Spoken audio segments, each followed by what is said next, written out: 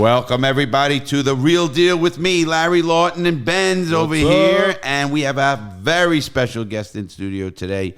We have Councilman Pete Filiberto, who is the councilman for Palm Bay, which is not a small city. It's actually classified as a mid-sized city. It's 120,000 people, and we have one of the councilmen here. Pete, welcome to the show. Thank you, Larry. Thank you, Benz. Before I start, I'd like everybody to know, make sure you check out Gangster Redemption, please. It's going great. Everybody loves it. And within probably, Ben's, another week? We're going to have another week or two, we're going to have the... couple of days for sure.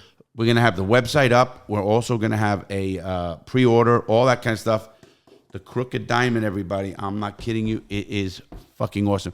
In fact, the councilman was lucky enough to get one of the cigars. What did you think of it? I enjoyed it, Larry. I love the box press of the cigar. I mean, that's one of my favorite cigars right there. It was a box press one, and even the color of it was mild. It was great, man. Yeah. One of the best cigars I ever smoked, Larry. Thank you very much. Yeah. Wow, that's pretty big, man. Yeah. And and you're a cigar smoker. It's not like you don't smoke cigars. Right, you do, And I smoke some good ones too. Yeah, you do. Yeah. I know it must be nice to be rich. But that's completely false, but be that as it may. We are going to have a great show today. The reason I brought Pete on, and I really wanted him on, one, I do know him. I know his dad for a long time. We know him very well. But Pete, you did something that I'm a big supporter of. Young people getting involved in politics. I'm sick of fucking 78-year-old people run for president. We know that. But even in a local level, you started, and your story is amazing. It really is. You're born and raised here, obviously, in Palm Bay, which we're going to talk about in a minute. And I want you to tell me, how old are you, Pete? I'm 34. You're 34 years old. You first started running was you're 32, right? Now, because you had a race, you lost the race. You didn't get down on yourself. You ended up having a race. And first of all, in that first race, it was really an anomaly because your vote was split. Right. Pete's a Republican here in Brevard County. It is a nonpartisan race, though. It is a nonpartisan race, and you are very nonpartisan anyway. I mean, you care about the issues, right? And we talked about it, Benz and I. You're an issues candidate. You really are. I mean, I know you very well. You do your research better than anybody I know on any of the councils or anything. What got you into politics? What would get it? Like a person listening to this show is going to be a young person. What does that person? Why does he want to get involved? And what made you get involved? Because politics is a fucking headache. It is, and it's long, and it can be boring at sometimes, those meetings. But basically, for me, I feel like that everything starts in local politics. So, I mean, whether it's a variance that you need for your house, or if a new playground's being put in, or if it's a new gymnasium, and that's all going to be local politics involved. So that's kind of the reason why I wanted to get in. But what really got me in, my first issue, if you want to call it an issue, I was living in Surfside, Florida, and they wanted to put a two-story underground parking garage, underground now, on the Barrier Island. And Surfside and Miami Beach in general, it's flooding. There's king tides and everything like that. And I'm like, this thing's gonna flood. Sounds like a bad idea, right? And they were telling me it was gonna be the most beautiful thing on earth. They were trying to sell it and everything like that. Like, this is the worst idea on earth. Yeah. But that was kind of the first issue. I fought it hard, and ended up on top of it. It didn't get passed. Now, obviously, it's very rare that a young person gets involved in politics. I mean, they have your people, the career politicians. You're an issues guy, like I says. I mean, we need you, and we need it in a big way. We need people who do look at the issues, listen to the citizens, and you're always out there. Even now you're elected, and you won re-election. Yes, sir. So you're already, man, is this considered your second term? It would be, yes. Actually, I kind of want to clarify on that. It is considered my second term, but I kind of have to look at the statute more. I think it can be well, what happened, Pete? There was a special election. One of the councilmen, I guess, resigned, and then it was a special election, and Pete won the special election, and then he had to run again a year later, 8 months later. 8 months later. 8 months later, and he won again. Right. And resoundingly. I mean, nobody ran against you in the second one. That's how strong. I mean, that's how strong he was. Yeah. I mean, that's amazing. We were ready to support you anyway. You know that. We're always here to support you, but I just love the fact that I'm trying to get it into young people's head that they need to do what you do, get involved. How? I mean, was it in your blood? I mean, I know your dad. Let's talk about your dad. Your dad was the mayor of Palm Bay. He was. How long ago? I want to say 1987 to like 1990. Wow. Yeah. I think it was just when I robbed the store here or something like that. Yeah, that's how he gauges time. But no, it's and did you like it? I mean, as a little kid, did your dad, bring you around politics and stuff like that? I'm a people person, Larry. I like the people aspect of it. I mean, I came back from an event today, so a little groundbreaking event for the baffle boxes that Representative Randy Fine helped the city of Palm Bay get. So, seeing people like that out there and talking to them, and that's how you really get a good pulse on Palm Bay and find out the real issues of what's bothering people, or even what's good about Palm Bay. And we're going to talk about that right now because Smart. Smart. You think about that stuff, right? He really does, and not only that, something came out. Wasn't Palm Bay ranked one of the top cities to live in? It was the Palm Bay, Melbourne, Titusville area. Yeah, it was one of the top cities in the country to move to. And Palm Bay is not a little city. Again, it goes up to 100,000. After 100,000, it goes. I think you're a mid-sized city now. It's classified as a mid-sized city, and that's big stuff. I mean, you're talking about how many miles of roads are in Palm Bay? There's over 700 miles of roads in Palm Bay. That's insane. That's fucking insane. Not including the compound? That is including compound. Oh, okay. And that's what, 250? I want to say it's about 175. Oh, 175. I don't have an exact number. Yeah, okay. But let's clarify to the listeners. The compound is an area out west where they tried to develop it 20 years ago, 25 years, 30 years ago, whatever it was. And it's pretty much an abandoned. All it has is fucking roads, and it's a big party place. That's pretty much what it is. Yeah, if you want to call those roads, right? I mean, it's whatever's left of roads that were put 30 years ago. Yeah, I mean, it's nothing. But, even without that was just bad planning, somebody way back in the day. And that was way before your dad. There's a long story there, and there's these guys actually went to jail. Oh, you're talking about GDC? Yeah. And I think his father had something to do with it. He did. Yeah, it was I want to say 1991 GDC, and it was a publicly traded company. It was a massive company, and my dad fought him on the bad dealings they were doing for the city of Palm Bay. And it was on 60 Minutes. It was on 60 Minutes. Right. Yeah.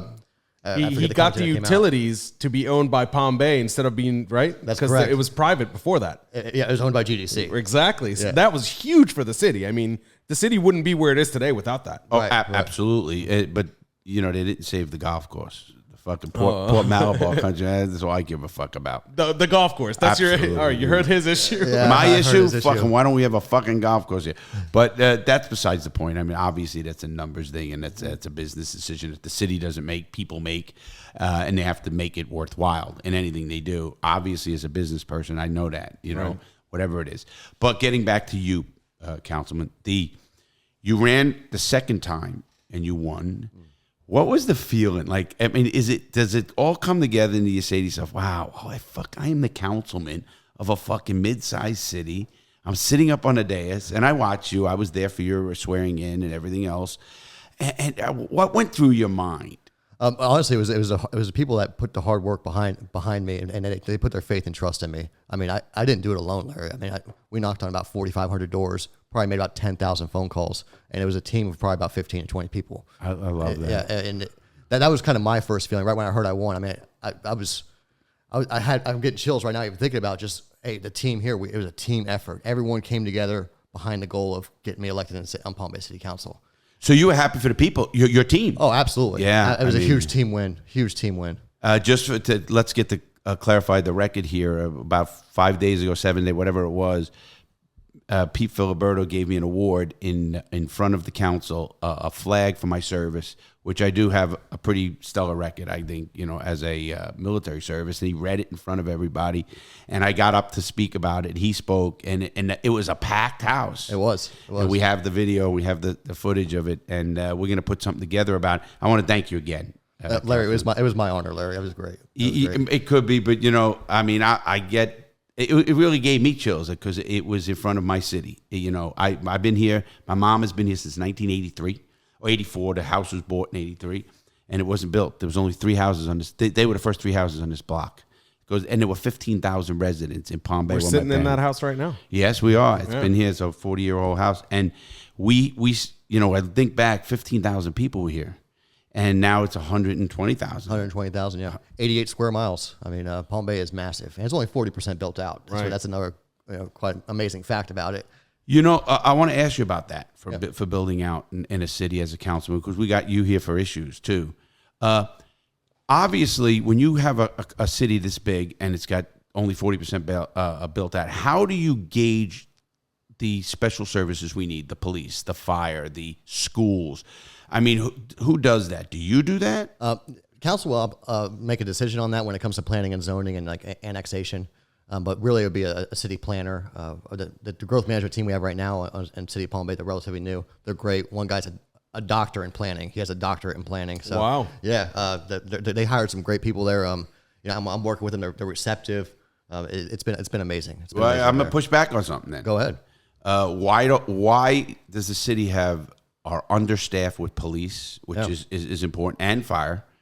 Why are they understaffed? If somebody's planning, was it the bad back people? I mean, let's be honest. Honestly, it was just an issue that was never brought up for 20, 25 years. Well, who the fuck don't bring up an issue of police and schools and things that we need? Roads. Yeah. We know roads are a big issue in Palm Bay.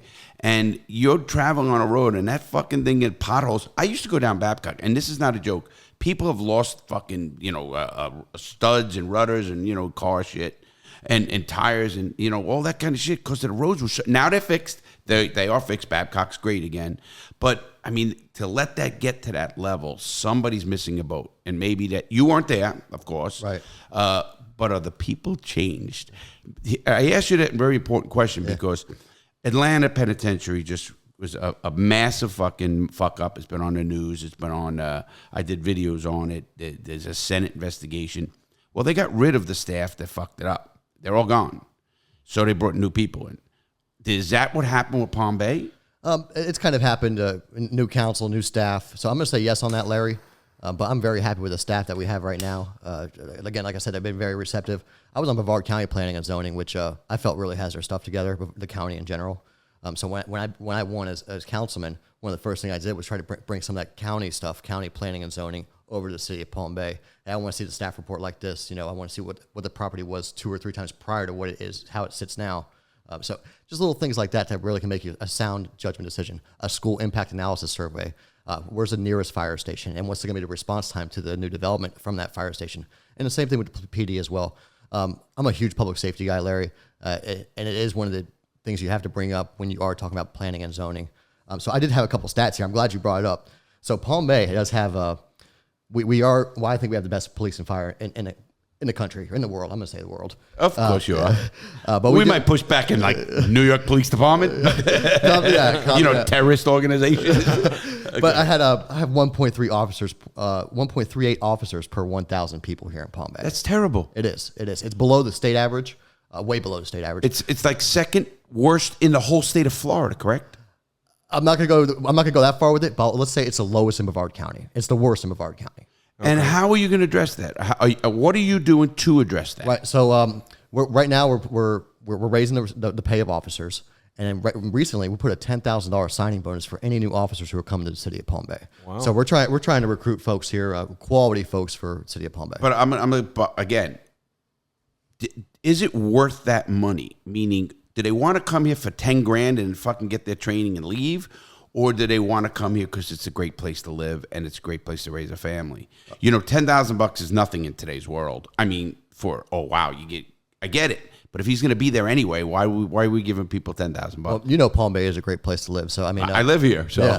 I want to say the median income is about 45 grand for a family. An officer is probably about 47 plus that 10 grand on top. And that 10 grand is not going to be like, hey, you get 10 grand, then you're going to leave in 6 months. No, it's going to be paid after they're here for a certain amount of time. Oh, good. Okay. It's got to have a retention of it before they get, or even start getting it, or however. And it might make people actually go and become officers too, people who are local. Yeah, let me tell you what happens, and I noticed for the fire department, not Palm Bay's fire department, the county's fire department, a lot of people come here to get training. They get hired on. It's one of the lower paying departments in fire department. I'm talking about the county now. And they move to other cities like Fort Lauderdale or even out Orlando, anywhere, because his pay is so much better. And I'm a believer, Pete, in Councilman, in big time paying these people. If I got somebody coming here because I'm an older guy and I got a fucking heart attack, I want the fucking right guy here. Pay the people, pay the law enforcement, pay them. I've always been a supporter of paying people because when you don't, you got shit. And that's what happens with the prison systems, right? Obviously. So you're addressing that, and how are you getting the money for that? Are you taxing the citizens? You gotta, there has to be some kind of funnel of where it goes. It justifies it, everything else, because I want to know where my money's going. Absolutely. You got to cut. I'm going to say let's cut the fat from certain departments, 2 or 3%, and add it to the police department. We're doing some grants. We have 6 DOJ grants for 6 positions of a police officer. So we got 6. But you know as well as I do, grants are a one-time thing. Yeah, but I don't want to say we're raising taxes on folks, but we're seeing where our money is actually going instead of just signing off and rubber stamping a budget. We're actually looking into fine details of that budget. Again, I'm going to go in this one. I, as a taxpayer in the city of Palm Bay, I'd like to know where. Can you, as a councilman, tell me where my X amount of dollars I pay in taxes go? Yeah. Like, do I have new parks? Do I have better police? Do I have a better fire department? Do I have maybe an education fund or the landscape? Something that says I live in Palm Bay. I liked where my taxes are going. These are local taxes now. We're not talking about federal taxes, right? Shit like that, or even school board account. Yeah, right. So the tax dollars really go to maintaining the 88 square miles of our city, and we have 36 parks here in Palm Bay. Obviously, Laz, a good friend of our Laz. Yes. He's put in 9 new playgrounds within the city of Palm Bay, and we're getting more playgrounds added. So that's kind of where the dollars are going. In the future, I wanted to say that we're going to have a fire station off Palm Bay Road to kind of relieve Fire Station 1 off Port Malabar, because they're over capacity right now, and we need another fire station with more fire personnel. All I hear is money. Obviously it's money. Yeah. And again, I guess a good city, they rate them on a lot of ways. How much their taxes are, how much the quality of living is, the school systems and stuff of that nature. So I don't mind paying more taxes if I see where my money goes and it's better. When you pay more taxes and your roads suck, or you're under, you always say under fire departments, understaffed, police are understaffed. I heard in a meeting, one of the council meetings, that the chief of police said they need how many officers? I forget the number. It was right around, let's call it 10. But how about the communications department? It was 16 communication officers. They're working mandatory double shifts, which 8-hour shifts. So they're working 16-hour shifts, mandatory. And people can't. A person can't keep up that. Oh no way, they're gonna get burnt out. And say fuck this shit. You know? And so those are addressing the issues that I think people want to pay taxes for. I'll give you a little thing. We had a Fraternal Order of Police president of South Florida. Benz will remember him, Al Palacio. Mm-hmm. They hired 310 cops or something in a year and a half or 2 years. Yeah. And they got the money from the citizens. Literally, they pushed for it, and the citizens agreed on an increase just for law enforcement. Do you remember this? Yeah. And if anybody wants to go back and hear that show, it's a great show. And I look at that. I would pay that, and I think people would pay that.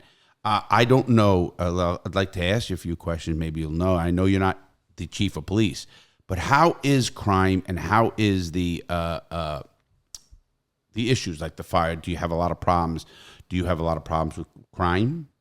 No, we don't really have any problems with crime. Well, if we do have problems with crime, it's these young kids nowadays, and it's more like they're not breaking glass to get into the cars. The car's unlocked, and they just lift it. It's called car hopping, everybody. That happens everywhere. Yeah, it does. It's called car hopping. Yeah. To let you know when I was a kid, I knew so many kids that did that. You know what I mean? Oh, absolutely. And it's called car hopping. That's what they do. So that's like an old thing that I guess will never go away. Kids being kids. Right. Well. Let's put it this way. Let's get a little bit of a campaign, more community policing, where they put out hey, listen, lock your cars. We do have that. Absolutely. Do something like that For sure. So the more you do with that, and you let your citizens know you're being proactive to lock their cars. People just forget. And I know your dad. He on purpose does not lock his car. Well, he's a different. I don't want to have that conversation right now because he's not here to defend himself, but that bothers me. Oh, we will though. But no, I'm being serious on that. I think there's where obviously I could come in and maybe we'll do something down the line. But policing is something in my mind, and I'm a big supporter of good policing. And I got along very well with your chief of police, and I think this one too I will. I haven't met him yet. He's brand new, your new chief. But the last one, Nelson Moyer, I was instrumental in actually getting body cameras for you guys. That's true. I was happy about that because I think it's very important and this protects the good cop. It does. You know, people don't get that. Cops say, "Oh, I don't want a camera." No, you do. So when that citizen says that you cursed them out or spit on them or whatever, and you got a camera that says you didn't, that's important. And I gave that great story about, well, here's what happens with body cameras. You got an officer pulls up by the 7-Eleven and there's two kids. One's got a gun and he points it right at him, right at the cop. Cop shoots the kid. It's out of any camera range. It's even outside the front end of the car. And all of a sudden, he goes down. The other kid grabs the gun and runs away. And now the cops say, well, the two kids, where's the kids? Where's the gun? Where's everything else? Now the cop's got to defend himself. And in today's environment, they want that camera to prove that what happened. And that's a big thing with law enforcement I'm talking about. We're going to get back more into you. Let's dig into community policing. Okay, sure. If you don't mind. Yeah, absolutely. I'm a huge advocate of community policing as well. And I know you were a fan of this, Larry, when I told you, but Palm Bay Police Department just bought an ice cream truck. I love it. Yeah, I want a free ice cream now. But Wait, what? They go around. We have 3 community resource officers who ride around in the ice cream truck. Yeah. During special events, stuff like that, or what have you. And they give out ice cream? They give out free ice cream. You know what? That's great, man. I love Bring them that. closer to the community. That's awesome. It sounds kind of like, when you explain it, it sounds a little bit better, you know? Like, just we bought an ice cream truck. Yeah, it sounds like a bunch of fat cops want to go for free ice creams.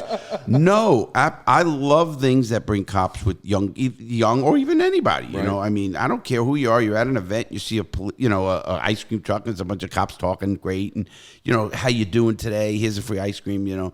I think more of that. If you're going to spend money, and we get the money, how law enforcement works is they have confiscation funds. Well, they have to spend 25% of those confiscation funds on community policing.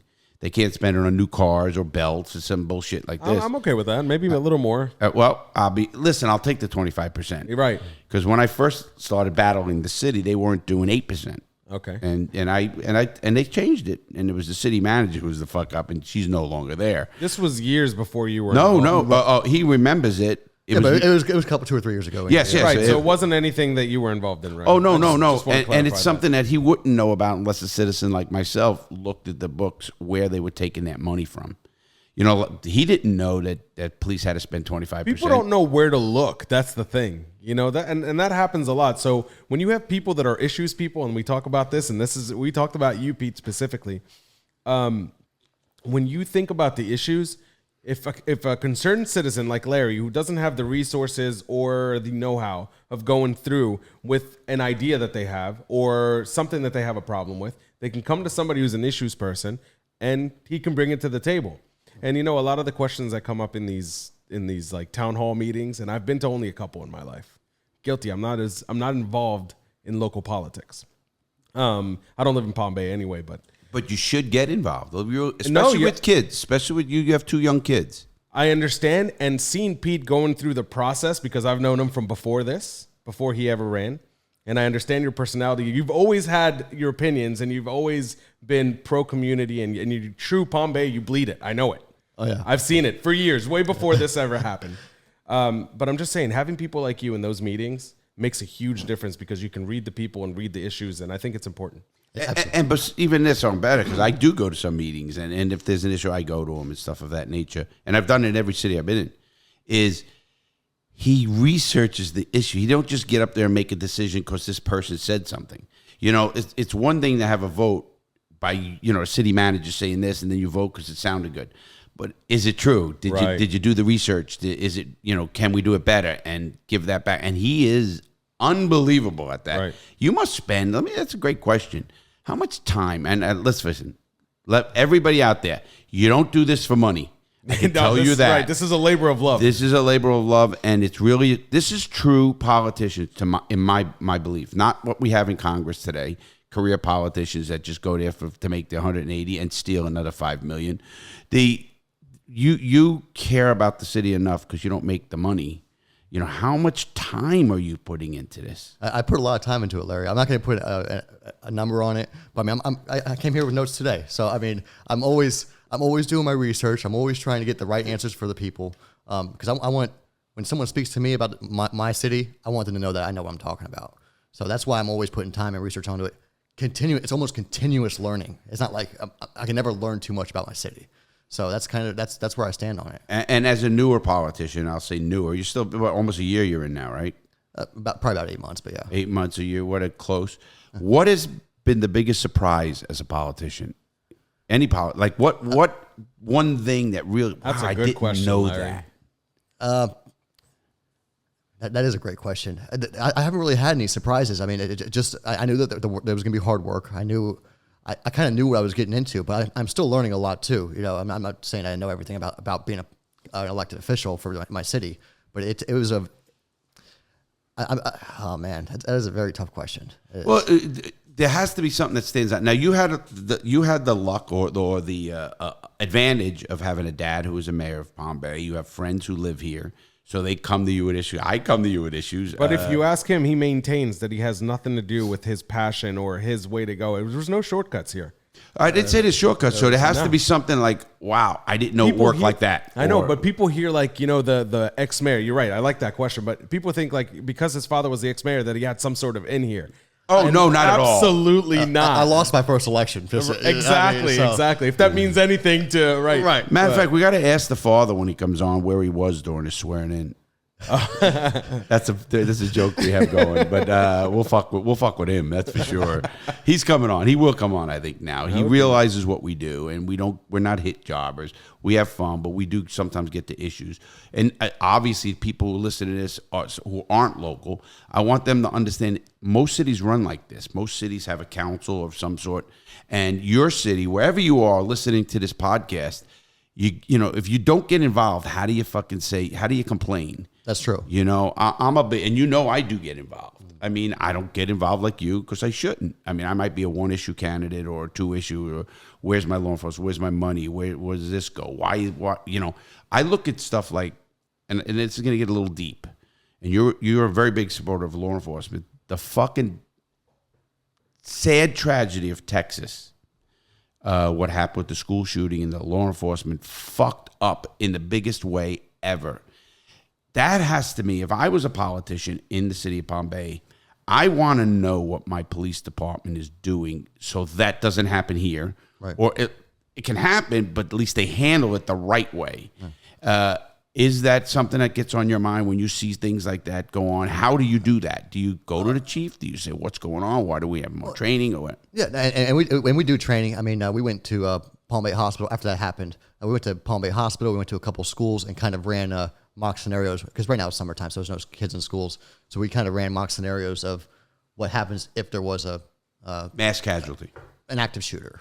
Okay. Yeah. So Al was telling us about that. Matter of fact, the school police department guy, big time, and they're actually invited me in to come film it and actually do it and watch it. And they have it a lot. He just had one, and he goes, "Wait, you heard missed it? Yeah, I we missed were it. there, I got he yelled at me when we were in Miami. Yeah. He says you didn't come to my city, but that's got to be something that weighs on a politician. And I don't mean just you didn't do it or something, but if I could look back and say, well, I actually look right now at Texas and I say, well, where were the people? Where were the leadership in that whole city? Yes, everybody goes to the chief, but where's the leadership that says, hey, what's going on here? I mean, how come you don't have this in play?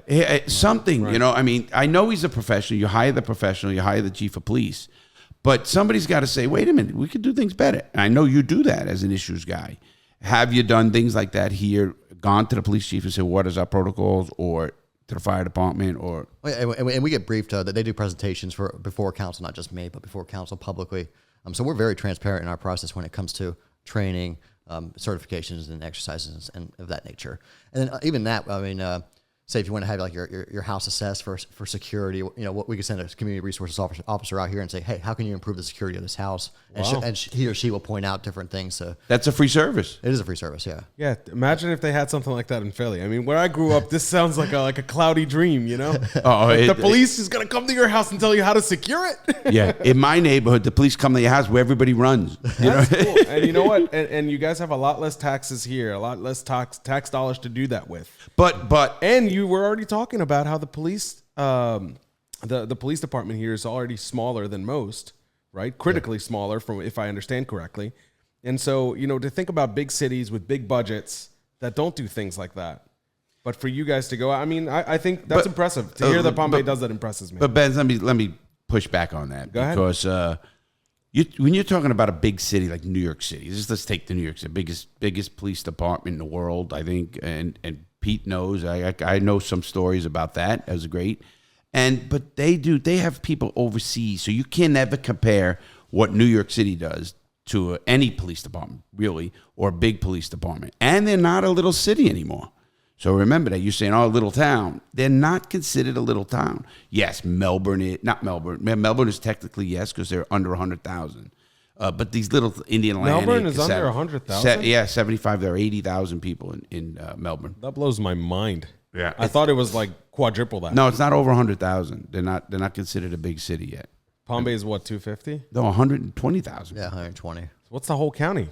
550,000. Oh, you just knows the fucking statistics, Larry over here. Well, Larry was quick with that one. Yeah, the boom. Listen, when my councilman comes on, I got to be prepared. Yeah. Well, actually, we talk a lot.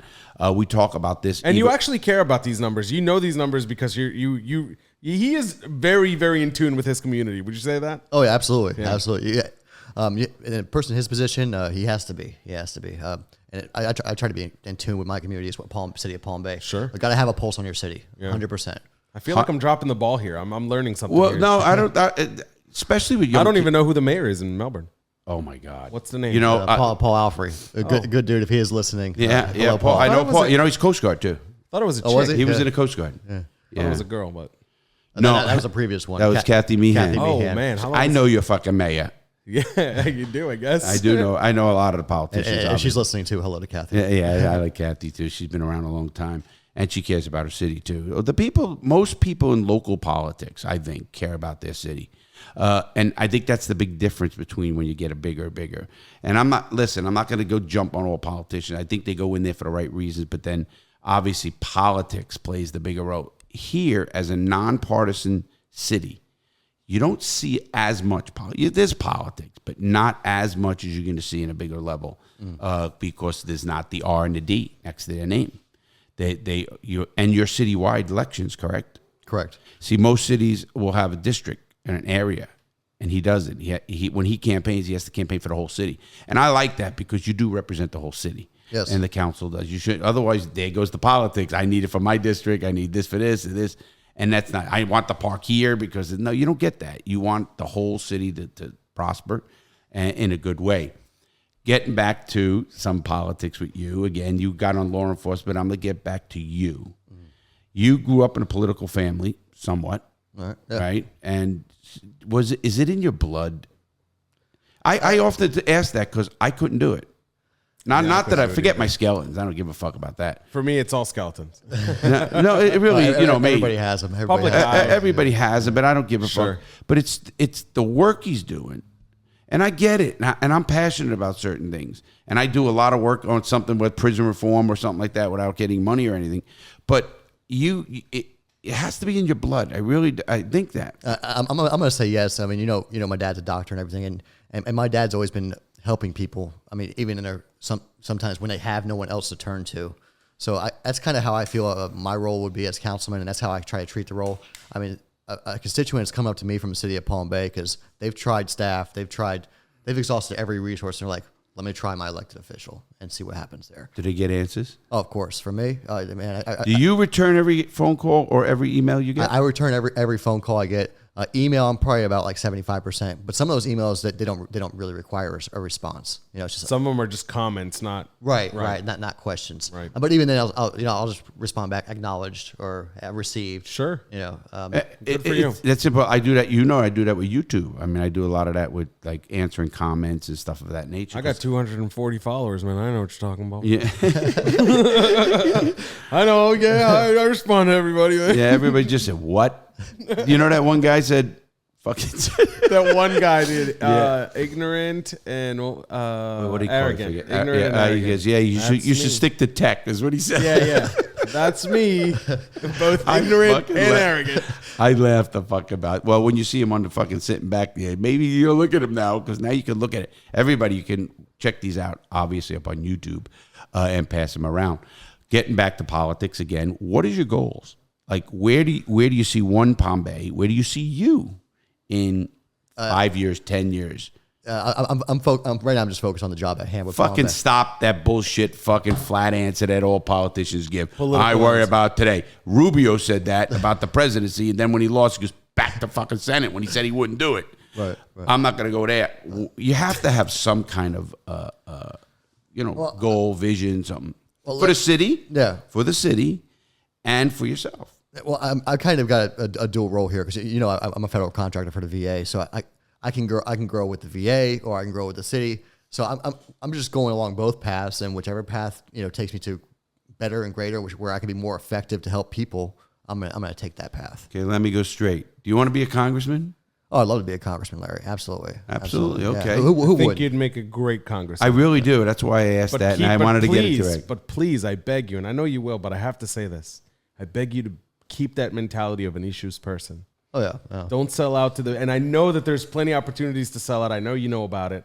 We've talked, between ourselves before about this stuff. I think realistically, everybody that goes up in politics gets jaded with time. We've talked about that. I really believe most go in with the right feelings, attitude, I think they all start as issues. Not Or just the large issues. majority, It's they more are like legacy. they care.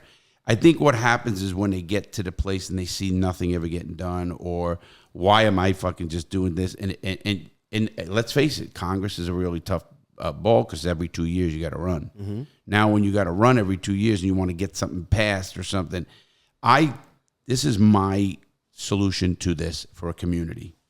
Me, Larry, would go up with a group of powerful people, whatever they are, the school board or the people. Let's just take a YouTube channel or whatever. You build enough people. You go up to whoever you're going to help and support, and you say, listen, we want you to put in a bill for legalizing marijuana. Let's just put that one. Now, if you don't want that, you don't want him as your politician anyway. He has to represent the people. That's right. Now, if he does not put that bill in because he does, it's not the right timing, or Pelosi didn't, he won't say Pelosi didn't say it. If he doesn't do it, I think the guy should be voted out that fucking next time. It'll take probably 2 times where the next politician says, whether I'm fucking wrong or right, I'm putting it in because that's what they want to see, and see who votes against it or not, or at least won't push it through. But the people need to see you doing something to represent them. And I think that has to even go with local politics. It does. You're going to do something for us. You say you're going to do it. What happens is they all fucking promise the moon, and fucking you don't even get a fucking goddamn... there are hurdles along the way. I get it. But there's a hurdle because they put the hurdle there, whether it's the leadership or whatever. But if the leadership has to keep training new people, because they control the fucking strings of the money. Let's just say any party, Democratic Party, Republican Party. So they say, if you don't follow party lines, you're not going to fucking get elected because we're not going to give you the money or the support. Well, guess what? If this group of people who live here can fucking have more power than that person and fucking elect you, and there are a few, whether it's a Joe Manchin, you could tell what it is. He don't give a fuck what his party says. Joe Manchin does what the fuck he wants. Yeah. And you got to respect that, whether you like it or not, because he's representing his people. And that's a senator anyway. But I think that's very important. I think we have to get above the politics of the parties and stuff and let the people start running it. Because then Pelosi can't fucking get it in. The next one comes in, Eventually they're going to say, she needs to put it in. And let's see what happens and see who votes against it and stuff. And I think it'll take time. The problem I think and you'll understand this as a young man, is young people want shit now. It's the fucking now generation. And I get it because I'm even there now. Look at YouTube. YouTube is a now fucking business. But I think you as a politician have to know the issues. Obviously you do. But then you have to stick to what you fucking said. And that's the hardest part with the more you grow, whether it's county commission, whether it's then state senate or state, state house or whatever you're going to run for or be, because you want to make a difference. Yeah. But you got to make a difference for the people you represent, not fucking the party, not fucking what the leadership wants. You got to make it for the people who put you there. And I think people are starting to see that more, and I think it can happen. I think it's a great thing what's happening with Joe Manchin because it's showing he can fucking do what he wants, and he's going to get elected because that's what he's worried about, technically, his people in West Virginia. Yeah. And you know what? They fucking put him in office, and they're going to keep him in office, and he's a Democrat in a fucking Republican state. Totally. So when you think of that, you say, it can work. And he's done it. He's built that up. And I think, you have done everything you said to me. I mean, I remember when you were running and we talked about the roads, we talked about this and you've done everything and you listen to people. And I think that's important. But I just, like he said, I want to implore to be not only an issues person, a person that's going to do something for the people, not listen to the party if that's what it takes. Because you represent us. You don't represent the party. Yeah. Any party, that is. I don't even know. I'm going to agree with you on that. You got to listen to the people. But, in 2020, when I lost my election, I really tried to do it my own, But unfortunately, you have to have some. I don't want to call it backing, but you need some support from outside people, outside agencies, whether it's the party or let's just go Congress, or the NRA or whoever else those people do. I'm pushing back, yeah, because the people. Let's just take YouTube. If we had a group of X amount of people, Discord, get it. In other words, make it the people here who can build up their own group. You can't get enough people to take action. That's the problem. Well, I think you can. I mean, then why don't we have more than 2 parties in this country, Larry? Why? Because of the people. People are tired of fucking party affiliations. I agree with that. Yeah. But do you know what's happening right now with the Libertarian Party in this county? You know what? And you know what's going to happen to the Libertarian Party? They're going to eventually become a party just like them all. Right, a product of their environment, which is to be a party. They're going to have their own thoughts. They already do. They don't want taxation. That's going to be one thing that they're not going to be able to agree with the other sides. Well, listen, everybody can agree with something. Look at Rand Paul. He's an independent, or I think he's a Libertarian Party. How far has he gotten? Look who he is. He ran for president. Are you kidding me? That the father, Ron Paul, ran for president. Rand Paul is a fucking independent or a libertarian, and he might lean one way, but he sticks to his libertarian values. I mean, you would know that, obviously. So it can be done, number one. I think the people will see more and more of it happening. Listen, a lot of people don't notice. There's a lot of independents in Congress. They don't even know that. There's more than you think. It's 435 congressmen in this country, 100 senators. There's 535 people in the legislative branch of our government who are very powerful people. Let's face it, 535 people represent this whole fucking country. And how many of them are independent? I don't know the exact number, but percentage, if you had to throw one out there. Oh, it's a low percentage because of the money. Again, he's right, because of the money, but that's not always going to be the money. The way, and you would know this, Benz, as a tech guy. The old ways of the signs, you do them, they're there, but they showed it in New Jersey. Do you remember the senator who won in New Jersey this last cycle, whatever it was, 2 years ago? Cory Booker, I think. No, the guy had a $1,500 budget, and he won because of, do you remember that? Yeah, I think he was a semi-truck driver or something. And he won election because he did it all on the internet. He did it different ways. He marketed it. Ground game too. He knocked on a ton of doors. He won it with the ground game. He went old school. He did. He went old, but tech, he had no budget. Did both, right? Right. So as well as I do, you can get things out to anybody you want. We talk about that.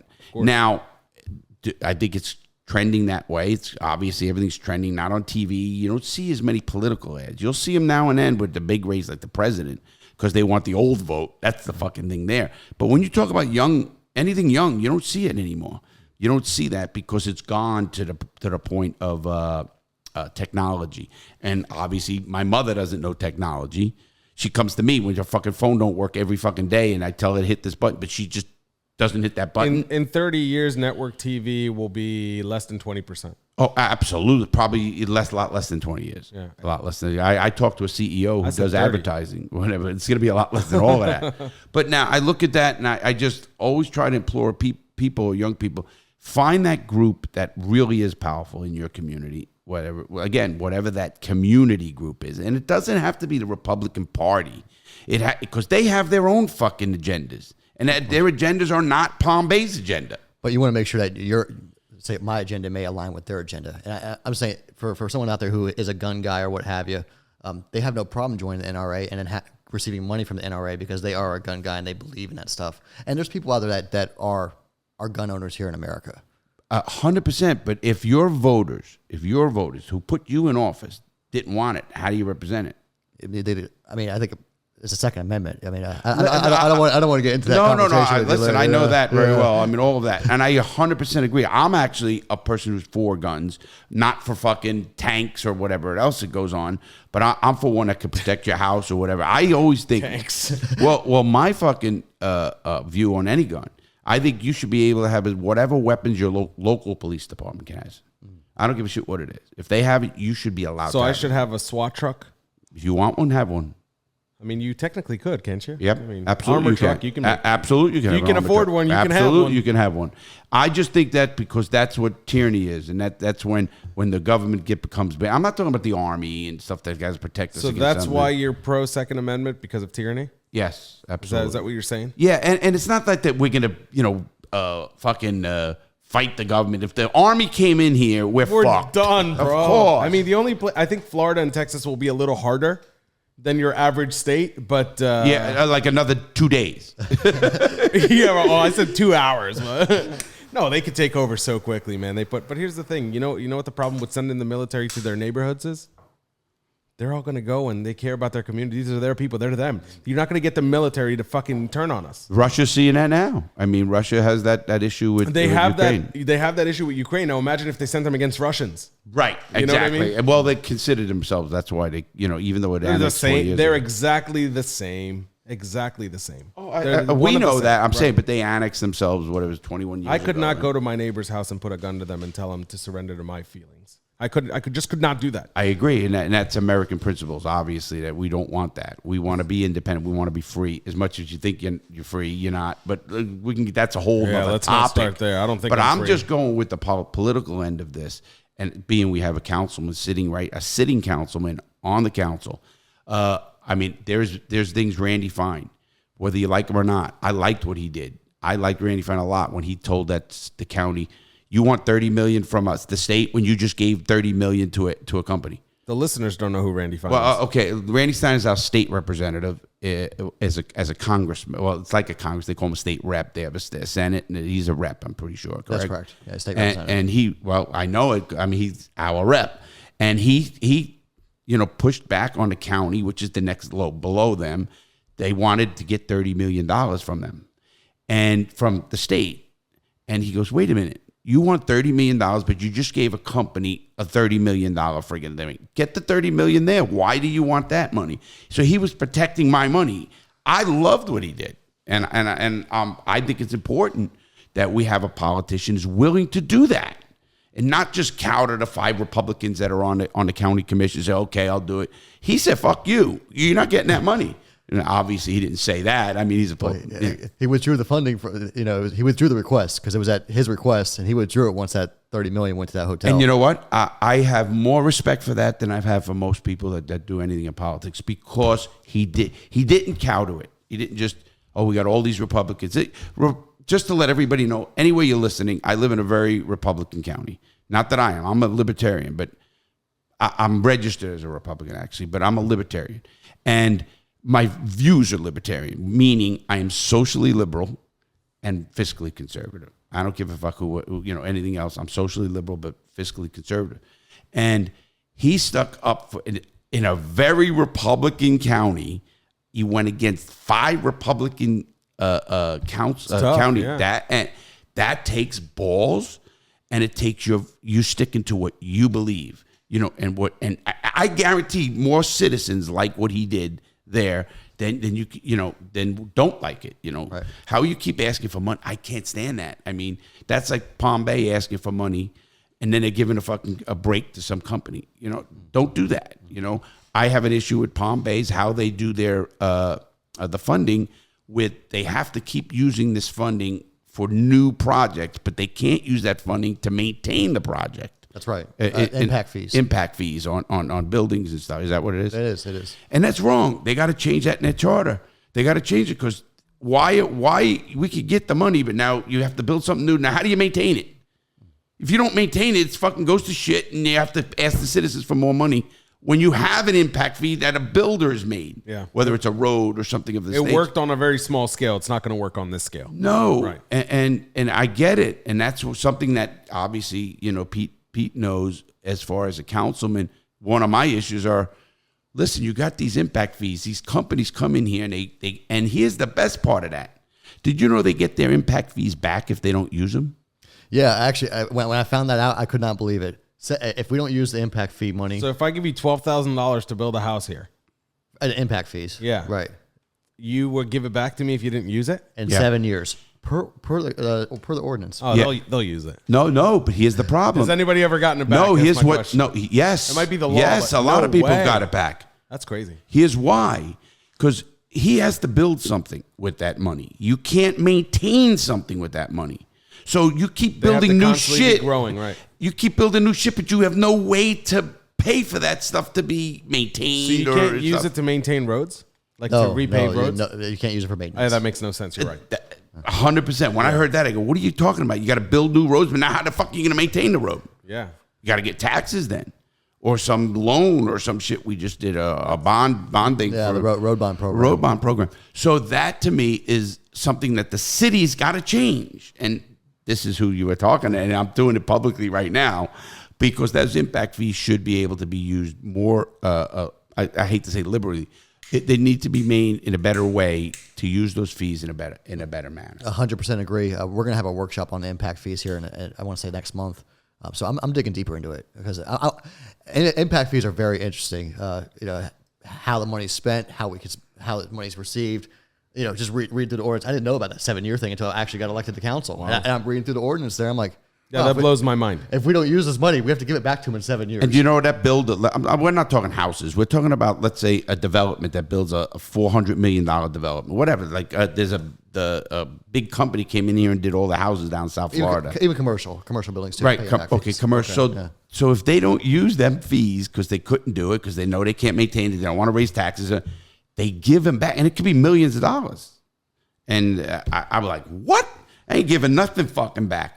But you have to build something. So if you don't, what are you going to keep building? Fucking, what do you build? Playgrounds, nine at a time. We have how many? Oh, I actually have that number right here. 36 parks. 36 parks we have in here in Palm Bay. But people don't know. And some nice parks, too, I should add. Because somebody who lives in Melbourne, my wife, to take my kids to the park, she drives. And it's not a short drive. I mean, it's about, I would say, 25 minutes from my house to that one specific park. It's in Palm Bay, and it's her favorite park. And there's so much going on. There's a skate park there. It's fucking awesome. Absolutely. A matter of fact, people don't know that we have a great estuary down in Palm Bay. There's boardwalks, and I've walked it.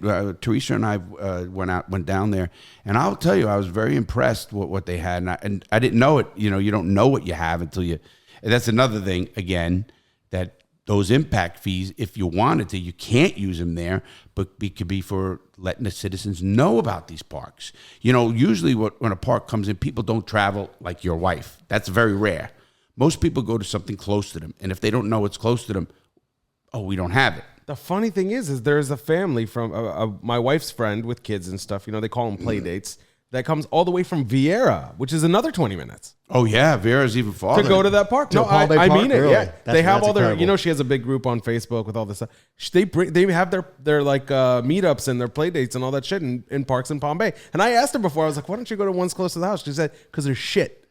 That's legit what she said to me. I'm Palm Bay proud right now. Yeah, I'm Palm Bay proud. Hell yeah. And you should. And that should be celebrated, and people should know it.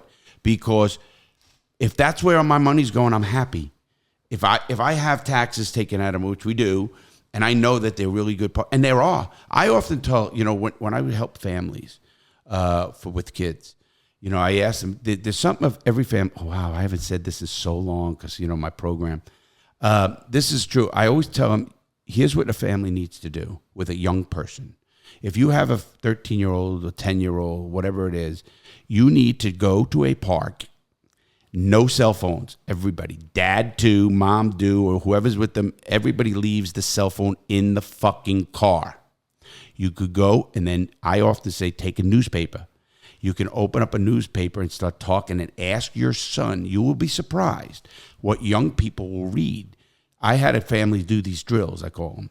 And they actually went and they took a newspaper into a park. They have to make lunch anyway, so they made like peanut butter and jelly sandwiches. They went to a park, beautiful park again. That's something where people can use. They open the paper then and say, you read some, I'll read some, and we'll talk about it. Now, you as the dad or somebody should be open enough to say, now, you will be surprised. You might have a son who reads the financial section. You had no idea he wanted to know about numbers, and he likes that. You might have another kid who reads about a gay kid that got abused, and it's hitting him hard. Well, maybe you're going to find out your son has some tendencies, which is okay. Who cares? I'm not judging anybody. So there's a way to communicate better with your son or daughter just by doing that drill, and people don't do it. They get so wrapped up in their lives.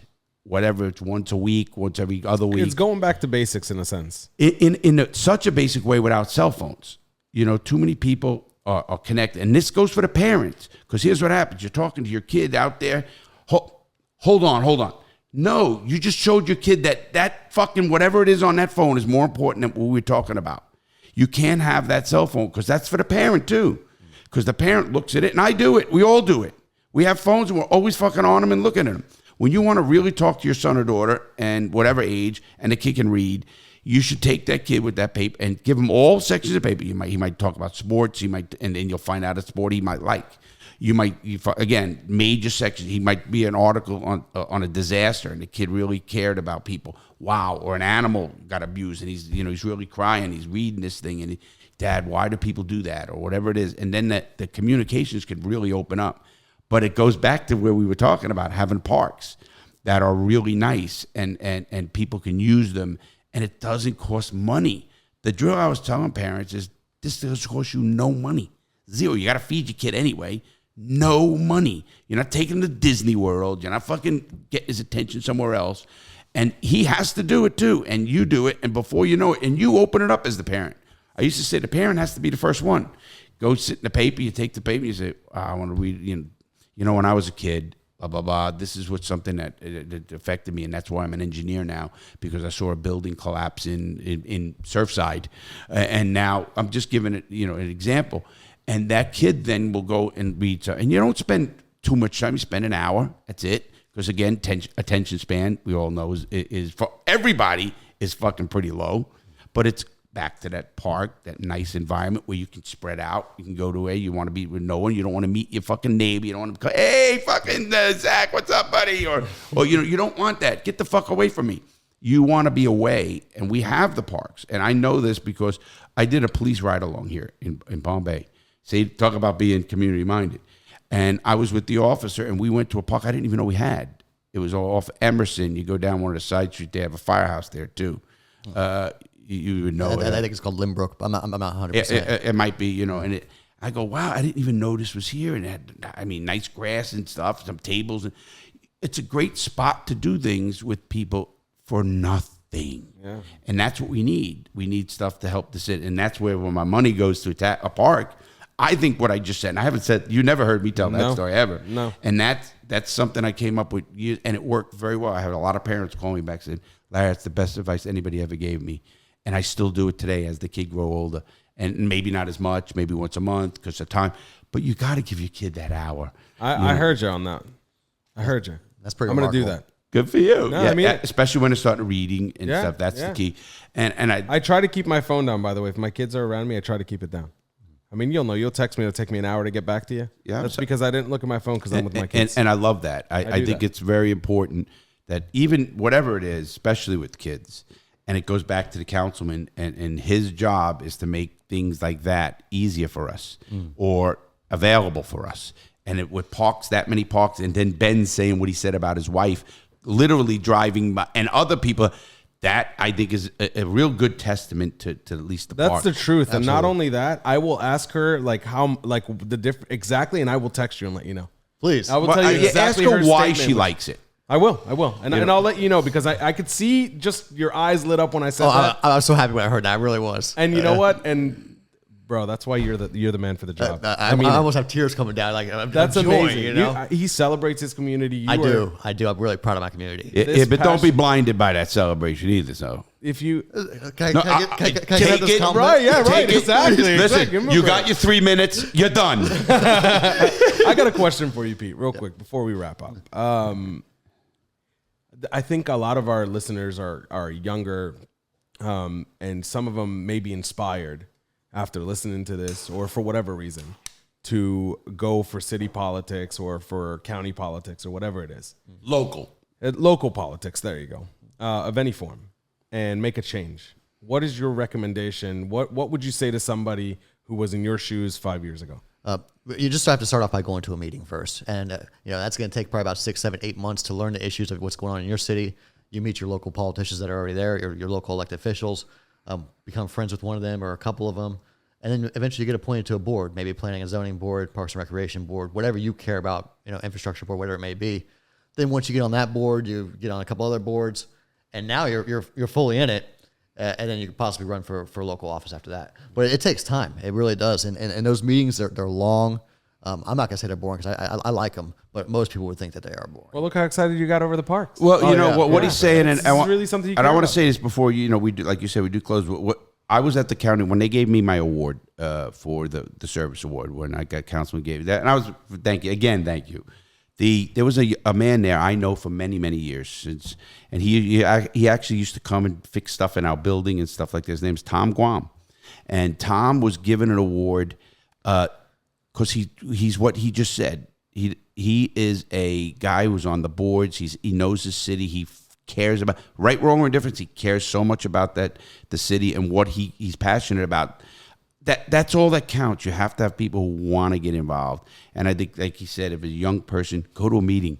Just go to one fucking meeting. that's Get how it involved, starts. if I'm hearing you correctly, and then find a good team to be behind you because you said that was something pivotal for you. It is, and make sure that team aligns with the way you're thinking and everything like that. 100%. Absolutely. We do that with us. I mean, literally. They got to make you better. They do. We do that right here with Jason and you and everybody involved with Teresa, Darry, and my son. We all are aligned. Right. We have the same goals. Get this or do this. Put out Everything's good a team content. effort, right? Absolutely. I say that all the time. Nobody can make it alone in life. Right. But there has to be that education involved to get there. Somebody has to be, they always say you should surround yourself with smarter people than yourself.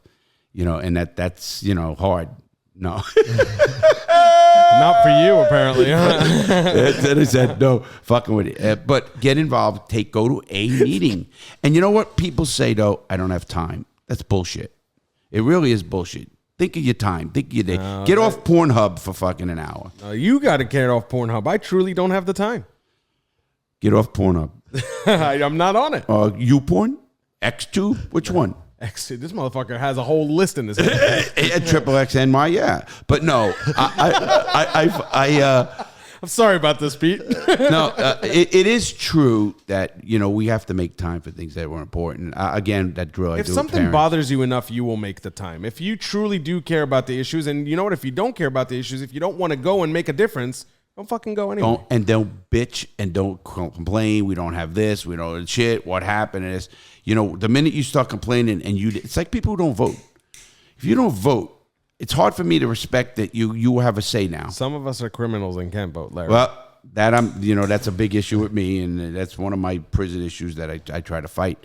But you're right. I mean, because I consider that taxation without representation, Right. and that's how this country was fucking formed with the Tea fucking Party. But in Boston, all that bullshit. It's supposed to be temporary. When is it going to end? Yeah, right. Exactly.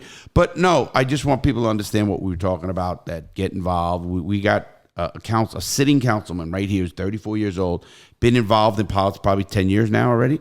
Yeah. From that meeting to now, yeah. Right. So Yeah. this man's been there 24 years old, and we know how passionate he is, and it shows right here on this show. And again, I want to thank you. But Benz, do you want to add anything before we do wrap it up? No, man. I thank you so much for coming on the show, and I truly do support you. And I almost want to move to Palm Bay so I can vote for you. That's how much I support you. I wish I lived in a town where I had somebody who cared about me as much as you care about the people here. Thank you, Ben. I mean that. You said it exactly what I say. He knows he has our support, and it's because, and we might be disagreeing. We do, and we'll have a very great, we have good debates. very good debates. And I've changed his mind. He's changed my mind. Sure. So, and I always, how I always believe, change my mind. Right. And I'm able to change. It's okay to disagree. It's not okay to not be disagreeable. Absolutely. It's very well said. And now to you, and before, any words for you, what you'd like to say to citizens, to everybody, and what we're doing. Basically, I mean, don't be afraid to reach out to your local elected official, whether it's on the city level, the state level, or even the federal level. I just wanted to end with this. I mean, when I started getting older and started getting involved in politics, Older? Yeah. Fucking 34. Well, Nah, I'm only kidding. Go ahead. You're always getting older, Larry. It was 2000, and W just won the election in 2000, and I wrote, I was like, oh, let me write the president a letter and congratulate him, and he actually wrote back. Wow. W wrote back, and I've wrote every president since then after they've been elected, and received, it's probably about 75% correspondence back. That's amazing. Yeah, but they don't do it. They have an office that does that. It doesn't matter. No, I Either agree. way, Listen, I either agree way. because It I did doesn't that in matter. prison. I know Senate didn't read my fucking letter. One of his staff did. And You shrink the world when you get a letter back for your letter. From the White House. Right, exactly. You With feel White House close- letterhead. Oh, yeah. You feel like you matter. You feel like, they really took you seriously, and that's huge. Yeah. I 100%, everything he's talking about, I agree with. But any now say something to the citizens or the people or anything else? Again, just don't be afraid to reach out to your local official. Thank you all for supporting me here in the city of Palm Bay. Thank you, Larry. Thank you, Benz, for having me on the show. I mean, this has been incredible. And we're gonna put your social information and stuff like that in this video. So if they wanted to contact you and maybe advice anywhere around the country, you wouldn't care, right? No, I wouldn't care. I mean, so we're gonna put his 75% chance he'll answer you. Yeah. yeah, that is true. Nah, you better. Don't let that guy call me and say this guy didn't fucking answer. That'll be the death of him. No, only kid. He knows that. I'd like to end by saying again, thank you very much. You opened eyes. You always do. You're very well level-headed. Very mature young man. Comes prepared to our show, which I don't have to prepare for him. We talk enough about things. But thank you again, and I'm proud of you. If I could say that without sounding condescending, I'm proud of you. I think you do good. You do good for your city. Like Ben's really did hit it. You're making this place better, and I think you open a lot of people's eyes that it can be done. Am I correct on that? Absolutely. With that said, everybody, please make good choices. We have a lot coming up, and just stay tuned to our channels. My main channel, we know the giveaways, everything going on. Please stay in touch. Someone's going to walk away with a nice laptop or a free cruise and flight and everything we're giving away. For two people. Yeah, for two people. Yeah, fuck, there goes my money again. So everybody have a great day. Please stay strong. Please stay safe and make good choices. And we will see you next time right here on The Real Deal with me, Larry Lawton, and Benz. Have a great day, everybody.